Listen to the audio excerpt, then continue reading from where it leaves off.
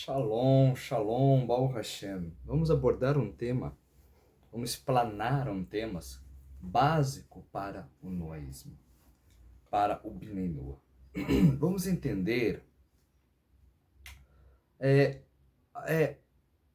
qual foi o erro de Adão Arishon, qual foi o erro do Adão.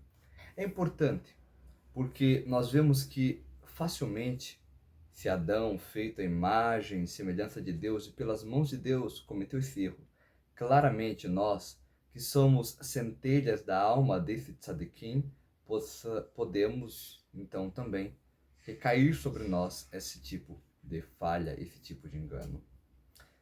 Bem, Deus criou o humano reto. Ele, porém, procura fazer cálculos. Isso é o que está escrito no Kohelet, no Eclesiastes, capítulo 7, verso 29. O primeiro homem, Adão, e a sua esposa, Havá, possui uma grande vontade de se elevar cada vez mais e de santificar o nome do santo, bendito seja ele, de Hakadosh Baruch Hu. Deus os havia proibido de comer o fruto da sabedoria, do bem e do mal. Porém, a serpente seduziu eles, e principalmente a esposa Havá de Adão, com o argumento de que apenas se ela experimentasse poucas gotas, experimentasse o gostinho apenas do mal, e depois ela rejeitasse, e com que eles conquistariam, não só ela, eles conquistariam um novo aspecto de santidade, um nível muito mais alto de espiritualidade. Quer dizer, mesmo que temporariamente houvesse uma perda, ao longo do tempo eles elevariam-se ainda mais. A árvore foi tentadora para Havá, por sua beleza, oferecendo a oportunidade de ela conquistar um novo mundo, não só de conhecer um novo mundo, mas de conquistar um novo mundo inteiro, um mundo de conhecimento que naquele momento ainda se mantinha oculto para eles. Isso é o que nos ensina o Midrash. Então Eva comeu desse fruto e depois ela deu ao seu marido, a Adam Arishon. Bem, todos os cálculos foram muito elevados. O intuito era muito bom. O intuito era em prol do Shammai, em prol dos céus, em prol da conexão com Deus, em prol de estar num nível mais perto de Hakadosh Baruch Hu, através de se elevar mais. Foi com boas intenções, porém, se houvesse um problema, transgrediriam a ordem de Deus. O mesmo ocorreu com o profeta Yonã, conhecido como Jonas, assim como em outros casos também relatado no Torá. O próprio Ram, filho de Noa, querendo salvar a reputação da sua esposa, que estava grávida de Shahazai, e depois deu à luz a Shihon, manteve relações matrimoniais com ela dentro da arca, para que as pessoas não pensassem que Shihon era filho dele, desrespeitando dessa forma a ordem de Deus, que proibiu esse tipo de relação dentro da arca. Portanto, ele e seus descendentes foram amaldiçoados para sempre. Isso é o que nos relata o Talmud.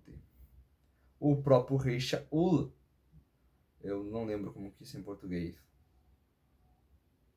Saul, o próprio rei Saul desobedeceu a ordem que recebeu de Deus através do profeta Samuel, de matar também todos os animais do povo que tinha conquistado Amaleque, argumentando que os melhores bois e carneiro podiam ser utilizados para sacrifícios para corbanotes para Hashem, para Deus. Assim, ele sentiu pena de perdê-los. No entanto, o profeta Shmuel disse: Deus,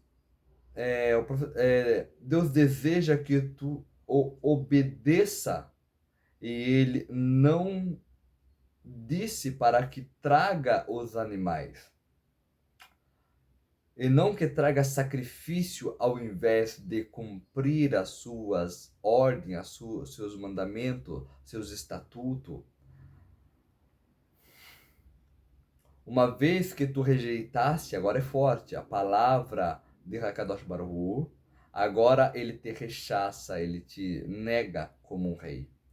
Mesmo que a vossa vontade seja de fazer uma boa ação, que a nossa vontade seja de fazer boas ações, não podemos jamais desobedecer a ordem de Hakadosh Baruch Hu, do santo bendito seja ele. Devemos ter em mente que mesmo sendo todos os cálculos verdadeiros e todas as intenções boas, nada prevalece sobre um mandamento de Deus. Nada é maior do que cumprir uma ordem dada por Deus. Lembrando, quando a gente fala de ordem dada por Deus, nós estamos falando daquilo que está na Torá oral, a explicação dos sábios, e não de uma vozinha que cochichou no seu ouvido. Existem outras histórias que contam sobre os problemas dessas vozezinhas que as pessoas dizem: Deus mandou, Deus pediu, eu senti que Deus estava querendo isso de mim. Bem, Deus nunca vai pedir algo que é contra alguma coisa que já está relatada na Torá. Assim sendo, o correto é reconhecermos que nossos cálculos são limitados e que os mandamentos de Deus estão sempre acima deles. E seguirmos os nossos cálculos, as nossas opiniões, as nossas próprias, como falar, nossos devaneios, e ir contra a posição da ordem e contra a posição da ordem divina, significa que fracassamos na prova, no teste, e que com certeza sairemos perdendo. E o contrário de nós superarmos e cumprirmos a ordem de Deus, mesmo contra os nossos cálculos, mesmo contra a nossa intenção de fazer algo para o bem, algo que seja relacionado diretamente para a Deus,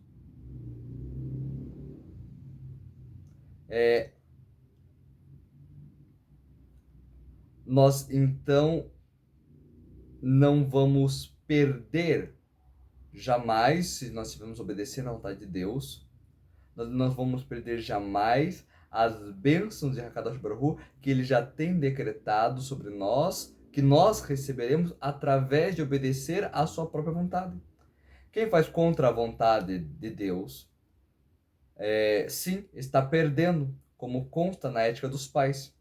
Pense na perda de cumprir um preceito, que é eterna, em relação ao que você lucra prazer temporário. É o contrário de fato. Ele se preocupa em elevar a criação ao seu objetivo, porém, na participação, cada um nesse objeto, nesse trabalho, nesse objetivo, né? Ele não interfere dependendo da nossa decisão. A cada um de nós temos sim o livre-arbítrio de escolher. Por mais que o objetivo divino é nos elevar rumo ao objetivo da criação, na nossa participação nesse objetivo, Deus não nos impede de errarmos, porque isso só depende das nossas decisões. Porém, seguindo a essa reflexão que é trazida também pelo Rabbi Shimshon Brisker, nós devemos então colocarmos uma pauta muito grande. Se realmente aquilo que nós estamos intencionando ele está de acordo com o que está escrito na Torá, ou se são apenas cálculos do nosso próprio raciocínio, da nossa própria índole, para que nós não venhamos desagradar a vontade de Deus, ir contra ela e de qualquer forma acabar perdendo. Em vez de receber já desse presente que nós esperávamos ao cumprir o mandamento como foi nos ordenado. Shalom, shalom e até a próxima.